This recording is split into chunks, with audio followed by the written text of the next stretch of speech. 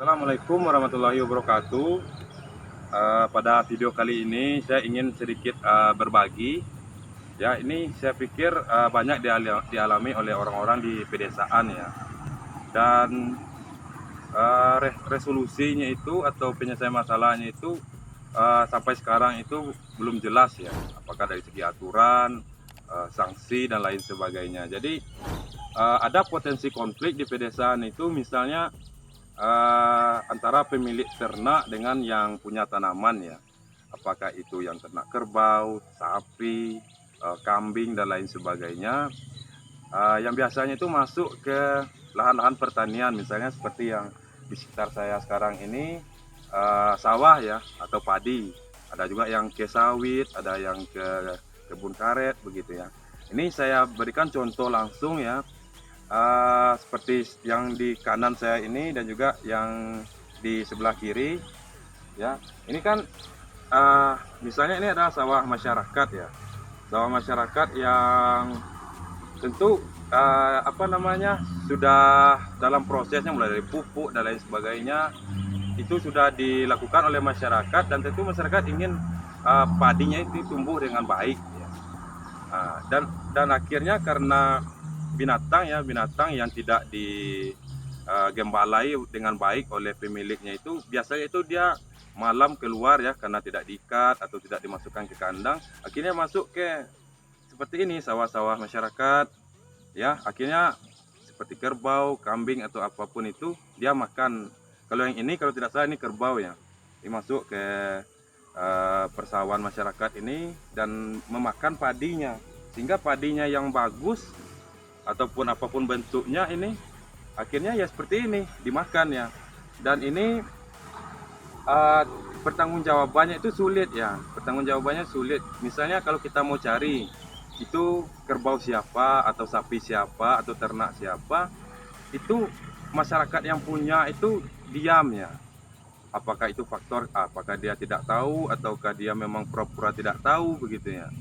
Namun lepas dari semua itu, saya pikir begini, dalam agama juga ternak itu kan amanah kita. Diamanahkan kepada kita, kita harus jaga dengan baik ya. Meskipun misalnya ada istilahnya hukum yang ya mungkin hukum rimba lah ya, yang ada di masyarakat itu.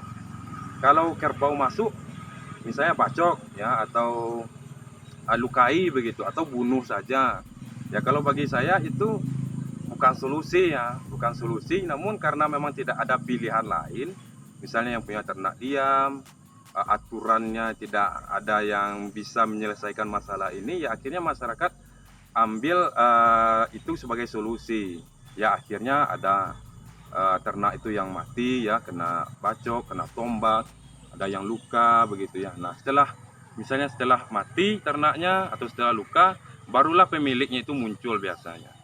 Nah, namun kan itu akan menimbulkan potensi konflik yang lain. Apa potensi konfliknya?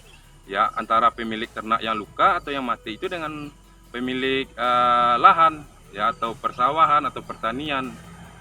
Nah, itu kan memunculkan konflik baru. Nah, namun bagaimana? Tidak ada lagi pilihan masyarakat ini. Masyarakat ingin misalnya sawahnya bagus, namun pemilik ternak ya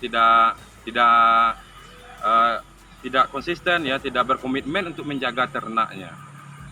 Nah, dalam hal ini ya, kalau saya pribadi memandang bahwa ini masalah konflik ini berada pada pemilik ternak ya.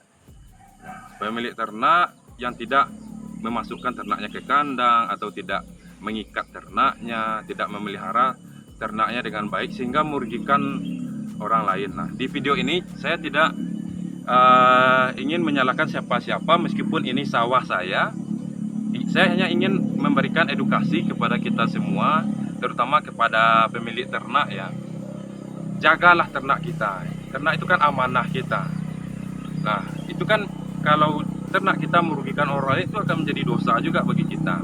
Di samping nanti itu akan berpotensi kepada konflik. Nah, ya kalau tidak mau ternaknya misalnya kena tombak, tidak mau ternaknya kena bunuh, dibacok dan lain sebagainya, karena itu memang tidak ada pilihan lain ya bagi yang pemilik sawah atau lain sebagainya, ya pelihara ternaknya.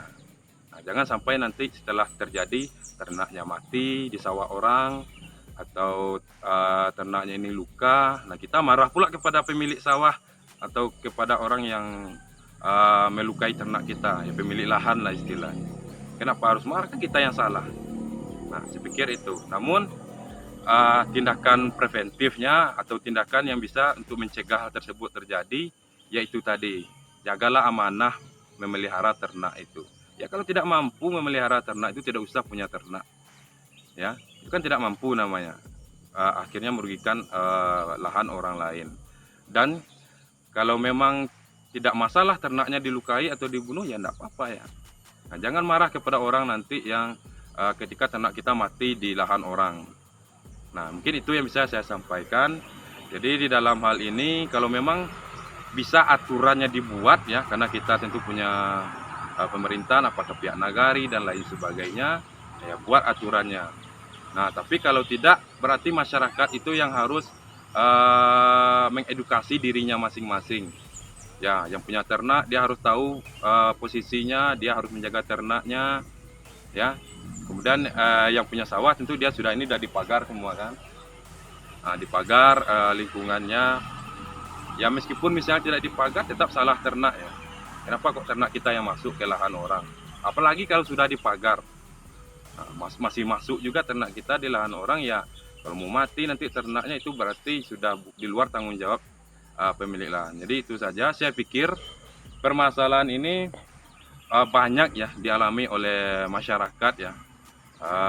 Apakah itu pemilik sawah, karet, sawit dan lain sebagainya.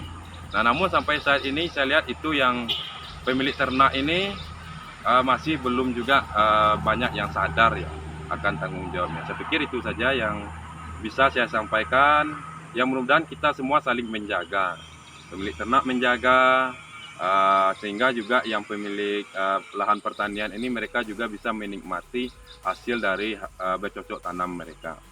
Itu saja, semoga kita saling memahami satu sama lain, saling menjaga satu sama lain, sehingga juga tidak ada timbul konflik. Kita hidup damai, kita bertetangga dengan baik, kita bermasyarakat dengan baik. Mungkin itu yang bisa saya sampaikan. Bagi yang suka dengan video ini jangan lupa di like ya, dan juga jangan lupa di share ke teman-teman yang lain yang saya pikir juga akan sangat banyak orang yang mengalami hal ini ya. Semoga juga ini bisa mengedukasi. Kemudian kalau ada yang ingin berkomentar, memberikan saran dan lain sebagainya, silakan tulis di kolom komentar, itu biasanya saya balas satu persatu. Dan terakhir,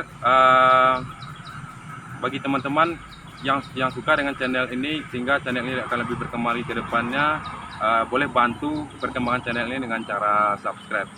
Saya mohon maaf kalau ada kata-kata yang salah. Semoga ini bisa menambah pengetahuan kita dan juga bisa menjaga silaturahmi di antara masyarakat ya, atau perdamaian di antara masyarakat. Saya Romi Mesra pada channel Naluri Edukasi, Alam Takambang Jadi Guru. Wassalamualaikum warahmatullahi wabarakatuh. Edukasi Alam Takambang Jadi